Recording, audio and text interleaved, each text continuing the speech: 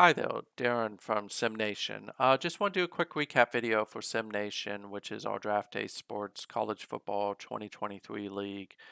Draft Day Sports is a Wolverine Studios title. Highly recommend you take a look at it. Brooks and Askell have done a really good job with this title.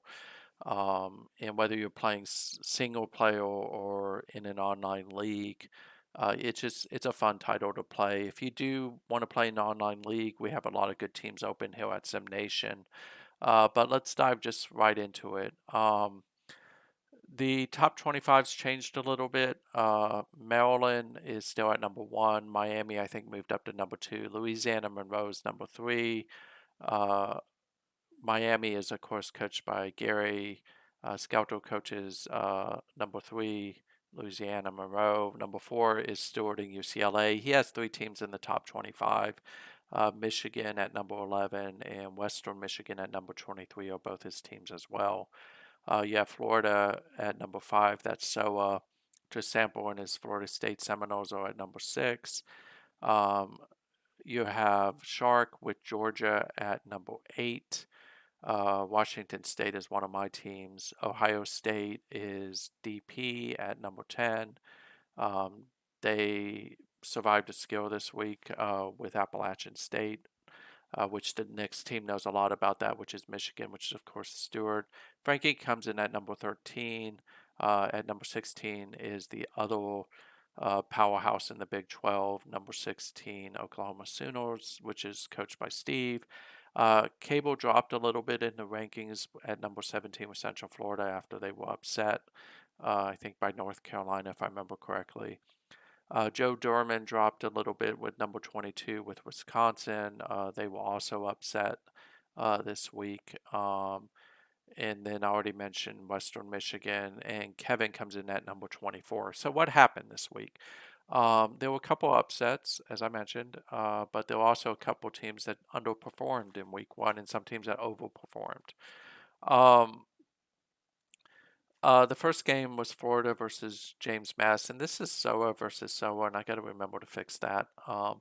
But Florida won as expected, largely behind the rushing attack to Pearson. The next game, NC State versus Penn State. This is Van at NC State versus DWK at Penn State. And Van won this largely with his rushing attack, which just had a really strong game, and then his defense played very well. Um, Penn State will bounce back. They got a good coach in DWK. Scouto got revenge on me for last season uh, with Ashby just running over. I tried to pass ball with Washington State. That didn't work so well. But keep an eye on Ashby. He's probably going to be the regular season rushing title if the kid from LSU doesn't get hurt. LSU opened with a strong win against Washington. Bach had a really good game, but the story there was Jansen, who rushed for 226 yards. That's always good. Maryland, this game was not as close as it looks. Maryland threw 4 interceptions. I think had like 5 turnovers on the day. Kilpatrick, it'll be interesting if I start him next week. He like threw for 60% and almost 400 yards, but there was a play or two that just doesn't seem to play to his strength, and I'll have to figure that out. Shark loses his first game at Oregon. I'm not worried about Shark. He'll bounce back. The first game's always the hardest because you have no intel on your opponent. And Southern Miss is quietly a very good team, so not worried about that. Shark will get the win sooner or later. Starfinder opened with a win against a tough Pittsburgh team at Minnesota. That fourth quarter was just insane. I think they won the game with like 10 seconds left. Ackerman is the player to watch with Minnesota. I had predicted this one to be an upset. I think DP's probably happy it wasn't, but Appalachian State almost took this one. Ohio State had to come back late to win it. One of the things I think that he's going to struggle a little bit with this year is just a little bit of the defense, but good win for DP. App State is quietly a good team. No shock here. Kev just thumped Texas A&M. The CPU just does not like Texas at all. They should be ranked higher than 24. Blankenship is a running back to keep an eye on. He's one of the best in the league. This is Gary's long forgotten Arizona State team against Colorado State, who's a powerhouse. Colorado State won this one pretty easily. It's going to be a long season for Arizona State, I think. Up next is Starfinder versus Eastern Michigan. This is an upset. And this, I really chalk this up to as week one, not knowing what Eastern Michigan was going to do. BYU won this in all aspects of the game except for the score line. Um, and part of the issue, I think, had to do with turnovers as well as penalties, and then just generally bad field position. But Eastern Michigan's quarterbacks had a fairly decent game. It's just the turnovers killed BYU. I think this is also Starfinder versus Indiana. This one's not a shock. Indiana's the stronger of these two teams, but good job with Starfinder. Fresno State again dominated most of the game in the yardage categories and other things, and but just penalties kind of killed them off. And Indiana had much better field position. No Shark Hill, no shock with Shark Hill, as Georgia just clobbered Bowling Green. And while Noah had a good game, who's a really good quarterback, it was three rushers with over 100 yards and two touchdowns. You're not going to win that game if you give that up. Uh, Skelter got a little bit of revenge on Texas State, who was a team that tormented them a few seasons back at Louisiana Monroe. But Boise State just shut them down completely and then just ran over them. So great job, Skelter. DWK thumped Tulane. Great job with Georgia Southern.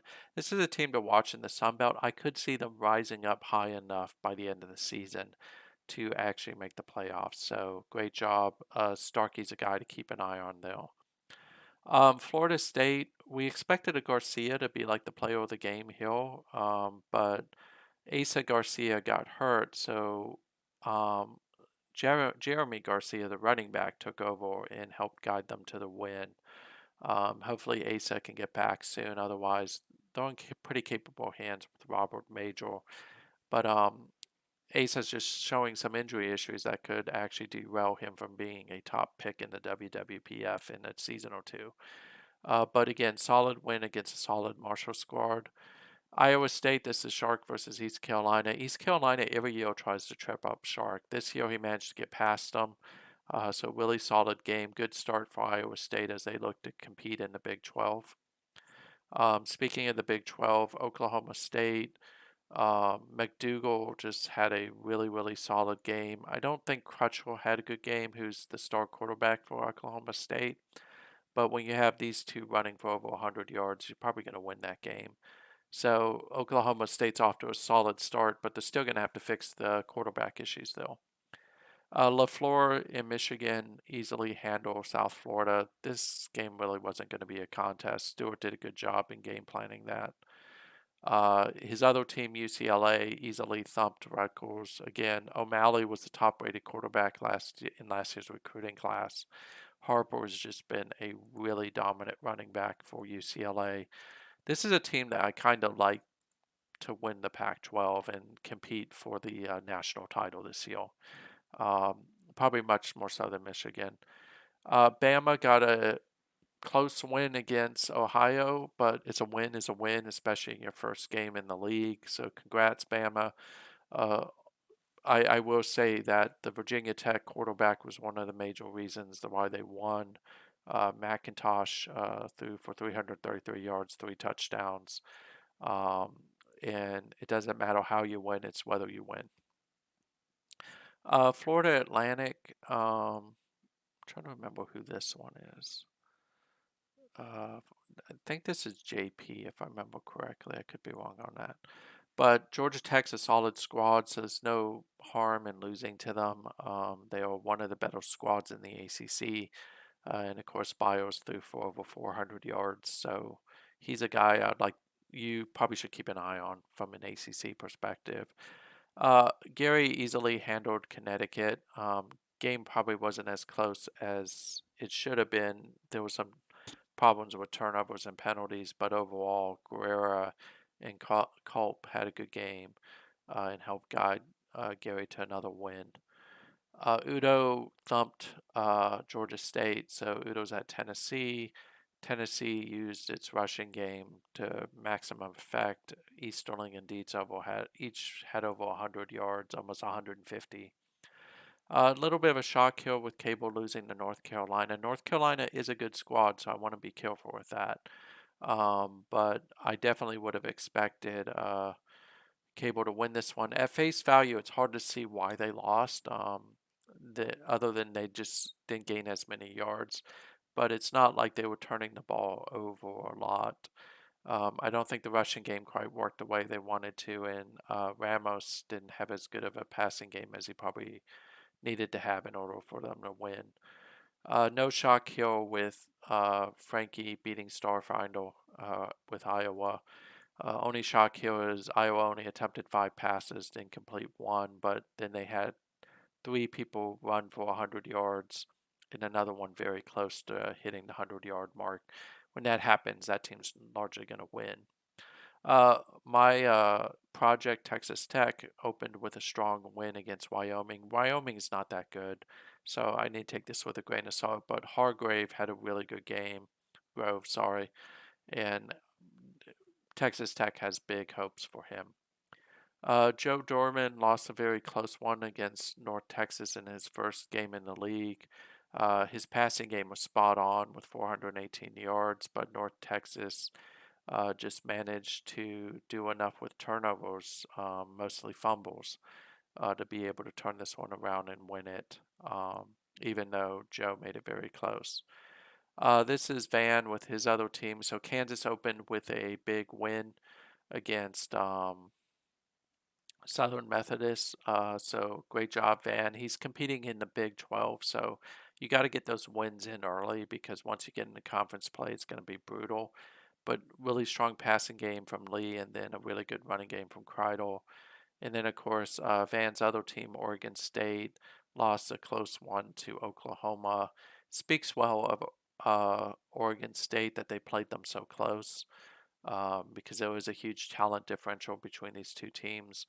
Um, Steve probably didn't have as good of a game as he was hoping for, but out of Cummings, but Avery was his normal, really good rushing self. And then, of course, Melicon had a great game for the Oregon State. So, Oregon State's team to watch in the Pac 12. They may unseat Washington State from its perch on the north.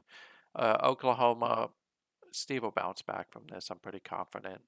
So, what's in store for week two? If we look at this in week two, we'll go by standings. NC State versus East Carolina. East Carolina is always a dangerous team, so NC State will have to watch this. They're without Fulcher for the first time in 4 years, and while they had a good opening win, it'll be interesting to see what happens here. Tennessee Louisville is a really good game. That's Udo versus the computer, so it'll be interesting to see how that one plays out. And I think that Udo should win this one. Iowa versus Pittsburgh. So this is Frankie versus the CPU. I like Iowa in this one. Pittsburgh's a tough team, but I don't think they're going to be able to handle that rushing attack from Iowa. Virginia Tech versus Alabama. So Bama is playing against the team he likes with the team that he has. So this one should be interesting. I like Virginia Tech's chances at this. Bama's pass defense is not as good as it should be. So we'll see about that one. So I'll say Virginia Tech. SOA in Florida versus Georgia Tech. I like Georgia Tech in this one, although I think SOA's going to win it because Florida's just, again, there's a pretty big talent differential there. Indiana versus Miami. So this is Indiana versus Gary. I like Miami in this one easily. Boise State versus North Carolina. The trick here for Skelter is not to get tripped up by North Carolina, who already has scored one upset. But I don't think that's going to happen twice. I think Boise State's rushing attack is just going to overwhelm them. Kansas State versus Virginia. This is Starfinder. I like Starfinder to win this one over Kansas State. Kansas State's not that good. In the AAC, we already talked about that game. Penn State versus Southern Methodist. DWK should get his first win of the season. This is a pretty big talent differential. LA Smog should win this one easily over South Florida. Um, I don't think Ball State is a human-controlled team, and I'm right. So that's the AAC games of note. Texas versus Hawaii. This should be a blowout. Kevin should easily win this one. Starfinder should bounce back against Kentucky. Got a feel for Van going against Maryland in his second game at Kansas, but if someone's going to pull an upset off, it could be Van. He did beat me quite a bit in the old bowl-bound college football days with NC State when I was at Maryland. We talked about West Virginia, Oklahoma State, Ohio. This one's not even going to be close. Frankie's just going to run over them. Same with Iowa State versus Arkansas State. Shark would just demolish the Red Wolves. This one should be close between Texas Tech and Nevada. Nevada is actually a pretty good team. And of course, Texas Tech is still finding its feet. Steve versus Old Dominion. He's going to just throttle them into the ground and take out his displeasure with last week. We talked about this game already. Ohio State should easily beat Western Michigan. This one isn't a trap game in any way, shape, or form. Minnesota should down New Mexico State relatively easy. And Florida Atlantic. Uh, I think JP should maybe get his first win here. This is going to be a tight game because Purdue is actually pretty good. But I like FAU in this one. Washington State should hammer Rutgers. This should be a bounce back game. Oregon State, Michigan, Stewart versus Van. This should be a really good game to watch. I still like Michigan because I think, again, there's a pretty big talent differential there. And then Joe Dorman versus Stewart. This one should be a good game. Last year, Wisconsin was one of the teams that knocked off Western Michigan. But we'll see how that plays out. I do like Wisconsin a lot, but this is a pretty strong Western Michigan team this year, so it'll be interesting to see how it plays out. I'm going to go Western Michigan in this one just because that team has a lot of bench strength. Conference USA, SOA versus Wyoming. SOA should win that one easily. Shark should largely just throttle Marshall into the ground. That rushing attack is nasty at Georgia this season. I like Georgia Southern over North Texas. I think that DWK's got them dialed in. Arizona State, if Gary coaches this game, they'll beat UTEP. Even if he doesn't, I think they'll beat UTEP. We talked about the other ones. Not going to talk about Independence. So Oregon versus Buffalo. Shark should bounce back and get the win here. I like his chances on that one pretty. That one should just be a straight up win. Northern Illinois versus UCLA. That's going to be a blowout. Stewart's just going to blow them completely out. Same thing with Oklahoma State and Ohio. That's just a horrible matchup. We talked about Texas, Hawaii. We talked about all those games except for Fresno State versus Texas A&M. I think Starfinder can win this one, but I think Texas A&M just has a little bit too much talent. I think they're going to win. No offense to Starfinder. I think he's got a season before he's going to have that team competitive. We talked about all these games already. In the Southeast, I think the only team that we haven't talked about is Louisiana LSU versus Georgia State. I like LSU in this one. I think it's not going to be as close as they think it is. And I just don't think Georgia State's going to be able to stop Jansen and Bach, who are a pretty effective combo. So that's kind of what that looks like. If we look at the league leaders after one game, and again, it's one game, right? What we notice is that Maryland has a quarterback there, although his thing will be really bad. Lawrence Starkey's a guy to watch at Georgia Southern, Quentin Bach. They all had big games, but right now it's no shot that Wyatt is the leader. I also expect to see Alt there for a while. Marvin Martin with Wisconsin's another guy to keep an eye on. And then, of course, as we look at the touchdowns, it's going to look radically different. Hargrove, I think, is going to throw a lot of touchdowns this year, but he's going to throw a lot of interceptions too. Bach didn't really play anyone. Ackerman, 3 touchdowns is good. Arturo Bates is someone to keep an eye on. I think he's going to have a really good season with Ohio State. Rushing, Jansen, of course, opens the season with over 200 yards, joined though by Avery. And then, if you notice, there's a trend here. Almost all the top running backs are from human control teams because they're doing some slightly different things. Vang, of course, is leading the charge with the touchdowns, which isn't a shock. He'll probably average 2 to 4 touchdowns a game just because Maryland goes to him a lot in the red zone. Wide receiver wise, we have a Fighting Irish person up there. That's a little bit of shock. They're not traditionally a passing offense. Culp is not a shock. He was one of the best wide receivers last year. Neither was Keys. So when we look at tackles, uh, kind of shocked to see a couple human teams. This is normally dominated by CPU, but Willie Bone being there is just indicative of how bad Maryland played against Stanford. So Raymond Ackerman, he's a guy to keep an eye on. I think he's going to have a pretty big season based on the stats I saw on him. And it'll be interesting to see how the sacks start to rack up. Interceptions wise, again, this will be an interesting one to keep an eye on. I think that some of the people you see on here aren't going to be here a little bit later. Keones May. So he is a converted wide receiver or running back. I'm sorry, he's a converted cornerback who's now playing strong safety. So it'll be interesting to see how he does. He's got good agility. His hands aren't great, but at strong safety, he's going to be in a position where he can pick the ball off quite a bit because of his speed. So that's kind of the recap. It'll be interesting to see. I won't do another one of these videos until the weekend, so by that point we'll be in week 4. Um, so we'll start to have an idea of how things are starting to play out. If you look at recruiting, only one player really committed. Let's see if we can't find, which was Timothy Smalls. He committed to Alabama.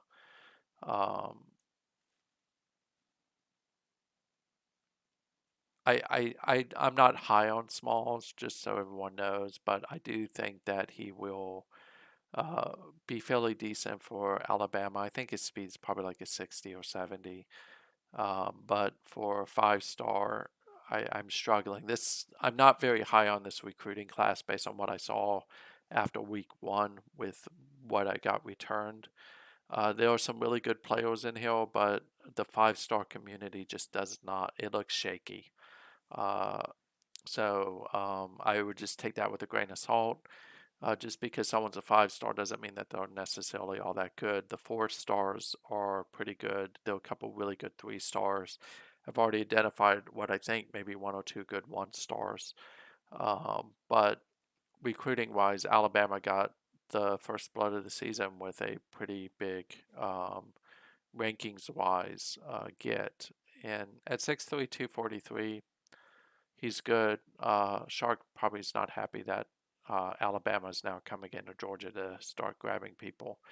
But I think that there are better defensive ends out there. I'll do a video on that at some point after like week 4 or 5 when I've had 4 weeks to scout and I can actually speak intelligently to it because we may very well find out Smalls is really good and I'm just dead wrong. So that's it for now. Hopefully you like this video and I will catch you up on the league at a different point.